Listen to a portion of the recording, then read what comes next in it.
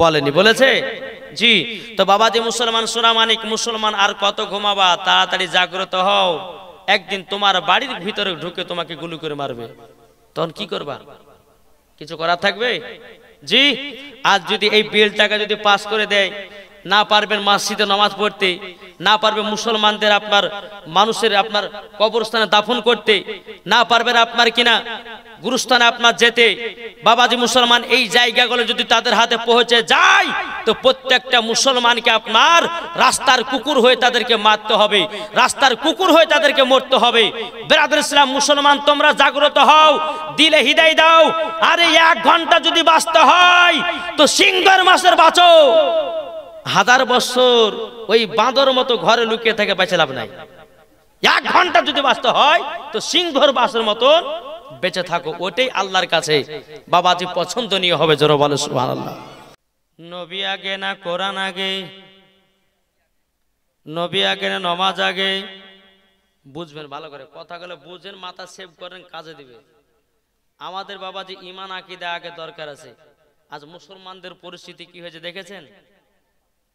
কি দেখতে পাচ্ছেন না? জি। আমাদের যে মোদী সরকার ওয়াকফ বিলকে পাস করবে, যত মুসলমানদের বাবাজি মাদ্রাসার জায়গা, মসজিদের জায়গা, গুরুস্থানের জায়গা, মাজারের জায়গা যত যা আছে সব হিন্দুদের হাতে তুলবে। তার ক্ষমতা হবে? এই ক্ষমতা হবে? জি। শোনো, মুসলমানের আসল চেহারা দেখো নাই, আর মুসলমানদের যেদিন আসল চেহারা দেখবা সেই দিন বুঝবা যে মুসলমান কি জিনিস। কি গো, এটা কথা বলেন না? আজ আমরা মুসলমান, কিছু কিছু মুসলমান আমরা আছি ঘরের ভিতরে বাবাজি বসে বসে তামাশা দেখি, আর কিছু মুসলমান রাস্তাতে মার খেয়ে মরছে। জাগো মুসলমান জাগো, নাইলে রাস্তাতে চলবে তোমাকে গুলি করে মারবে। কি গো, ঠিক না? আজ আমরা মুসলমান এমন পরিস্থিতি দাঁড়িয়েছি বাবজি, দেখবেন আরো যে সামনে আগিয়ে আসছে টাইম, মুসলমান রাস্তাতে বাড়ার টাইম পাবে না, খতম করবে।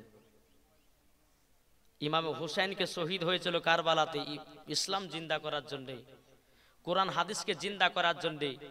আজ বলুন, এই যে ওয়াকফ বিলকে নিয়ে আপনার মোদী সরকার পাস করে দিয়েছে, বিল পাস করছে, আর সারা ভারতে আপনার দাঙ্গা লেগে গেছে যে এই বিলকে আমরা পাস করতে দেব না।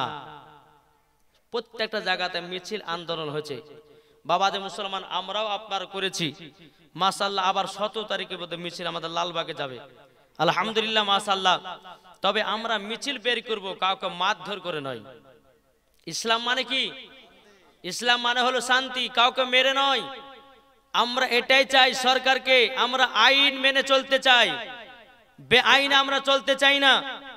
জি, আমরা আইনের মধ্যে চলতে চাই, কাউকে মেরে খুন করে আমরা এই রকম ভাবে, ইসলাম আমাদের এই রকম প্রচার করেনি, আর ইসলাম আমাদেরকে এটাও বলেনি, বলেছে?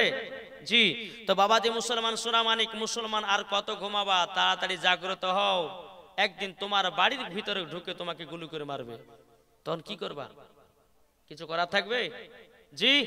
আজ যদি এই বিলটাকে যদি পাস করে দেয়, না পারবেন মসজিদে নামাজ পড়তে, না পারবে মুসলমানদের আপনার মানুষের আপনার কবরস্থানে দাফন করতে, না পারবেন আপনার কিনা গুরুস্থানে আপনার যেতে, বাবাজি মুসলমান এই জায়গাগুলো যদি তাদের হাতে পৌঁছে যায়, তো প্রত্যেকটা মুসলমানকে আপনার রাস্তার কুকুর হয়ে তাদেরকে মারতে হবে, রাস্তার কুকুর হয়ে তাদেরকে মরতে হবে। ব্রাদার ইসলাম মুসলমান, তোমরা জাগ্রত হও, দিলে হৃদয় দাও। আরে 1 ঘন্টা যদি বাঁচতে হয় তো সিংহের মাসের বাঁচো, 1000 বছর ওই বাঁদর মতো ঘরে লুকিয়ে থেকে বেঁচে লাভ নাই। 1 ঘন্টা যদি বাঁচতে হয় তো সিংহর বাসের মতন বেঁচে থাকো, ওটাই আল্লাহর কাছে বাবাজি পছন্দনীয় হবে। জোরে বলো সুবহানাল্লাহ। আসুন, আল্লাহ পাক আল্লাহ তাআলা আমাদের সকলকে যেন সঠিক রাস্তায় চলার তৌফিক দান করে। জোরে বলেন আল্লাহুম্মা আমিন। আসুন, আল্লাহ পাক আল্লাহ তাআলা প্রত্যেকটা মুসলমানদের হৃদয়ে যেন আল্লাহ যেন আপনার জোশ তুলে দেয়, যে এইরকম কাবা শরীফকে আপনার কিনা আব্রাহা বাদশা ধ্বংস করার জন্য এসেছিল, আল্লাহ তরফ থেকে আল্লাহ তরফ থেকে ব্রাদার ইসলাম কি পাখি পাঠিয়েছিল? মনে আছে কাউরের? আবাবিল পাখি পাঠিয়ে তাদেরকে ধ্বংস করেছিল। আল্লাহকে বলবো আল্লাহ আমাদেরকে সাহায্য করো। আল্লাহকে বলবো আল্লাহ তুমি সাহায্য করো, আমাদের কাছে আবাবিল পাখিকে পাঠায়ো না। হযরত আলীর মতো শক্তি দান করে দাও, হযরত উমারের মতো শক্তি দান করে দাও, হযরত উসমান গনির মতো শক্তি দান করে দাও।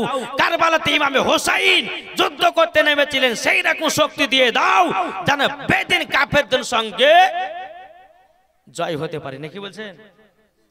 কি গো, ঠিক না? বাবাদের মুসলমান আসুন, আল্লাহ পাক আল্লাহ তাআলা যেন আমাদের সকলকে সঠিক রাস্তায় চলার তৌফিক দান করুক। জোরে বলুন আল্লাহ আমিন। বাবাজি এখনো কিন্তু ওয়াজ আমি শুরু করিনি, এই শুরুর দিকে যাচ্ছি, একবার দূরে পড়ুন আল্লাহুম্মা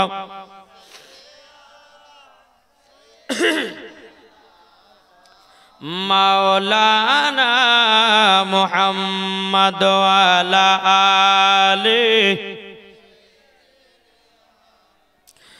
মাওলানা মুহাম্মদ সাল্লাল্লাহু তাআলা আলাইহি সাল্লাম। বাবাজি